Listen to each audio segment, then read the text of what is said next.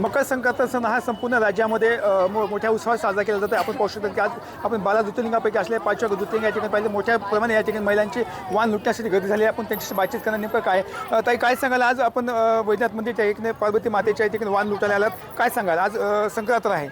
आमच्या पूर्वापासून ही संक्रांत असते, आमचा आयावाचा सण आहे संक्रांत. काय महत्त्व आहे बरं आज? महत्त्व म्हणजे ते मालका नवऱ्यासाठी असतंय की ते 7 जन्मापासून हेच नवरा भेटावं, चांगला असावं, त्याला सुखाचं राहावं, त्याच्यासाठी हे संक्रांतीचा सण असतो. आज एकादशी पण आहे आणि संक्रांत पण आहे. योगायोग म्हणायला लागेल, काय म्हणायला लागेल, आता आपण स्वतः सगळ्या महिला एका ठिकाणी येऊन पार्वतीची मातेला वाण लुटायला काय सांगाल?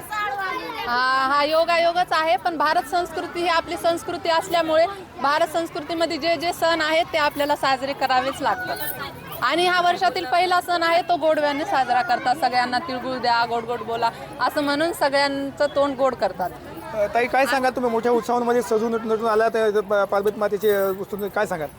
काय नाही, आईवाचा सण राहते, पूर्ण पाया नेटतात, सवरतात, एकूण एकीला वाण देतात.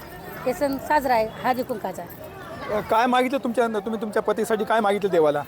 त्यांना सुखाचं ठेव बाबा, 7 जन्मापासून भेटू दे, हेच नवरा चांगला आहे, मारित नाही आणि तू एकदम व्यवस्थित आहे, त्याच्यामुळं 7 जन्मापासून राहू दे, हेच चांगलं राहू दे, सुखाचं त्याला. तर येऊ त्या महिला त्यांनी आपल्या नवरा सातुकाचा राहावा अशी मागणी करण्यात आली आहे. कॅमेरा कसा नसेल मी संभाजी म्हणजे बीड.